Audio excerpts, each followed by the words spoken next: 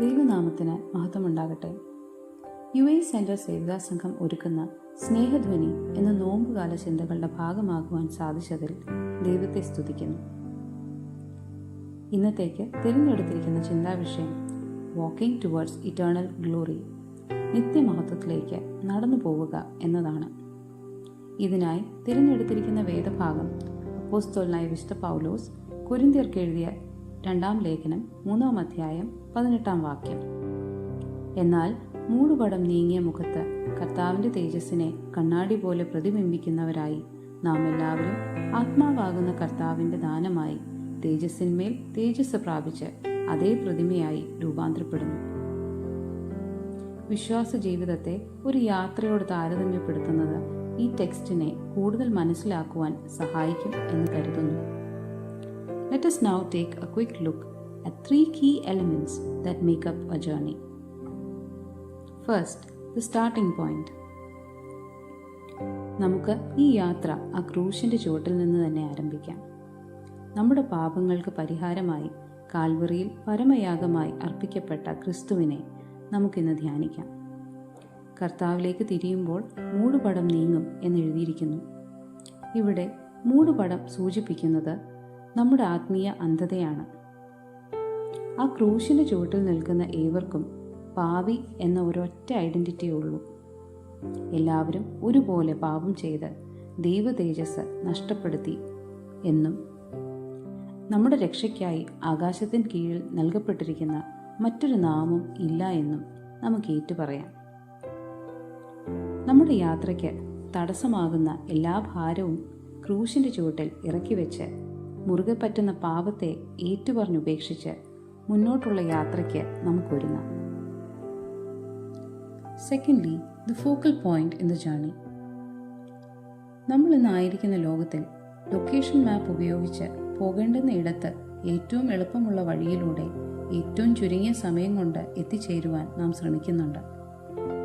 വിശ്വാസ ജീവിതം തേജസ്സിന്മേൽ തേജസ്സിലേക്കുള്ള യാത്രയാണെന്ന് വേദഭാഗം ഓർപ്പിക്കുന്നു. അതുകൊണ്ട് തന്നെ വല്ല വിധേനയും ലക്ഷ്യസ്ഥാനത്ത് എത്തുക എന്നതിനേക്കാളും പ്രാധാന്യം നാം എപ്രകാരം ഏതവസ്ഥയിൽ അവിടെ എത്തുന്നു എന്നതിനാണ്. ഇസ്രായേൽ ജനത്തിന്റെ 40 വർഷത്തെ മരുഭൂപ്രയാണം ഇതിന് ദൃഷ്ടാന്തമാണല്ലോ. നമ്മുടെ മുമ്പിലുള്ള വഴി ദുർഘടവും പാത ഇടുങ്ങിയതുമായിരിക്കാം. എന്നാൽ നമ്മോടൊപ്പം നമുക്ക് വഴികാട്ടിയായുള്ളത് പരിശുദ്ധാത്മാവ് തന്നെയാണ്. മോശ ദൈവത്തോട് പ്രാർത്ഥിച്ച പോലെ, നിന്റെ തേജസ് എനിക്ക് കാണിച്ചു തരണമേ, നിന്റെ വഴി എന്നെ അറിയിക്കണമേ എന്ന് നമുക്കും പ്രാർത്ഥിക്കാം. അനേകം കഷ്ടതകളുടെയും സഹനങ്ങളുടെയും മധ്യേ വിശ്വാസത്തിന്റെ നായകനും പൂർത്തി വരുത്തുന്നവനുമായ യേശുവിനെ നോക്കി തന്റെ തേജസ്സിനെ കണ്ണാടി പോലെ പ്രതിബിംബിക്കുവാനും നമ്മെ കാത്തിരിക്കുന്ന നിത്യ തേജസ്സിന്റെ ഘനം ഓർക്കുമ്പോൾ ഇപ്പോഴുള്ള കഷ്ടങ്ങൾ സാരമില്ല എന്നെണ്ണുവാനും നമുക്ക് മുമ്പിൽ വച്ചിരിക്കുന്ന ഓട്ടം സ്ഥിരതയോടെ ഓടുവാനും അത് നമ്മെ ബലപ്പെടുത്തും. Lastly, our final destination, the culmination of our faith journey. വിശ്വാസി എന്ന നിലയിൽ നാം ആരംഭിച്ച യാത്ര പൂർത്തിയാകുന്നത് ശിഷ്യൻ എന്ന പദവിയിലേക്കുള്ള രൂപാന്തരത്തിലൂടെയാണ്. ഈ പ്രോസസ്സിൽ നമുക്കുണ്ടാകുന്ന ചില മാറ്റങ്ങൾ ഒന്ന് നോക്കാം. ഓരോ ദിവസവും തന്നെത്താൻ ത്യജിച്ച് ഇനി ജീവിക്കുന്നത് ഞാനല്ല, എന്നിലൂടെ ക്രിസ്തു അത്രേ എന്ന സാക്ഷ്യം നിലനിർത്തുവാനും ക്രിസ്തുവിലുള്ള തേജസ് നിമിത്തം ലോകത്തിന്റെ നിക്ഷേപങ്ങളെ ചവറെന്നെണ്ണുവാനും യഥാർത്ഥ ക്രിസ്തു ശിഷ്യർക്ക് സാധിക്കുന്നു.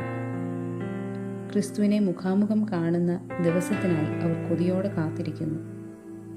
ഓരോ ദിവസവും തൻ്റെ തേജസ്സിനെ പ്രതിബിംബിക്കുക വഴി ക്രിസ്തുവിൻ്റെ പ്രതിമ തന്നെയായി മാറുക എന്നത് എത്ര വലിയ ഭാഗ്യാവസ്ഥയാണ്. നമുക്ക് നമ്മെ തന്നെ ഒന്ന് ശോധന ചെയ്യാം. വിശ്വാസ ജീവിതത്തിൽ നാം ഇന്ന് എവിടെ എത്തി നിൽക്കുന്നു? ശിഷ്യൻ എന്ന പദവിയിലേക്ക് ഇനി എത്ര ദൂരം യാത്ര ചെയ്യണം? 1 യോഹന്നാൻ 3:2.